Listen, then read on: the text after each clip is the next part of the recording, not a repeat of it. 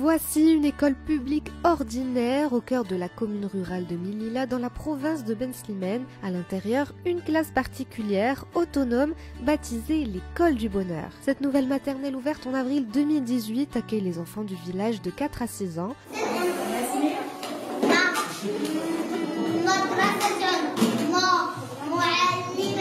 Et si cette classe existe, c'est grâce à la générosité de ce groupe de personnes, la Fondation Zakoura pour l'éducation et ses donateurs, les Preschool Heroes. Les initiateurs de la collecte de dons, ce sont eux, Houda Al-Harresh et son collègue Drissa Kachar. Convaincus de la noblesse de la cause en ambassadeurs engagés, Houda et Driss ont réussi à obtenir le soutien financier de leur entourage et de leur employeur, la Banque européenne pour la reconstruction et le développement.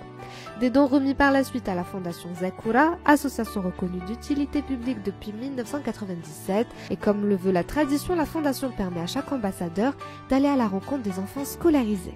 Je trouve que c'est vraiment une fondation qui nous a offert un projet clé en main et qui est très bien géré. On est content de voir le résultat aujourd'hui, de rencontrer les enfants, les éducatrices qui ont été formées pour ça et puis de voir aussi tous les équipements qui sont sur place pour que les enfants s'épanouissent dans leur école préscolaire. On est responsable de la réussite de la levée de fonds, la coordination et également même jusqu'à l'implémentation. Il y a un reporting qui se fait après, il faut suivre pendant de longues années, choisir les endroits. Donc aujourd'hui c'est une fierté, c'est une responsabilité mais en même temps une fierté. Houda et Driss ont réussi au total à récolter 1 million de dirhams, ce qui a permis la création de 3 écoles, celle de Milila mais également à Taroudant et dans la région de Marrakech. D'autres partenaires se sont aussi joints à la cause, il s'agit du groupe Hayat Regency Casablanca et Viva Hayat. C'est l'histoire d'une rencontre tout d'abord, c'est souvent l'histoire d'une rencontre et le fait qu'au sein de la compagnie Hayat, on fait en sorte de lever des projets. Partout où nous opérons, on opère dans un grand nombre de pays. Le projet Anir m'a particulièrement intéressée et touchée parce que je suis une maman, j'ai des enfants et l'éducation est la base de tout. Si nous pouvons apporter notre pierre à l'édifice de l'éducation au Maroc, eh bien je pense qu'on aura vraiment participé à l'essor de notre pays.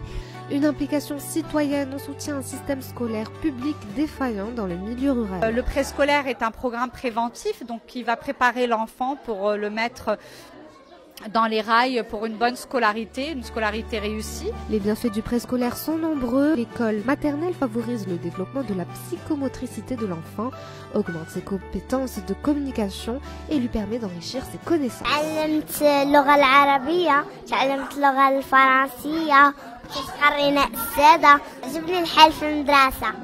C'est la Fondation Zakoura qui se charge de former les éducatrices.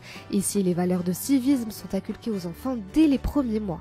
قانون قسمي ألعب مع زملائي أقرأ كتبي أرمي الزبالة في سلتي أقف في السقف أتعاون مع زملائي أحافظ على أدواتي ولعبي أقول إلى اللقاء أنجز النشاط.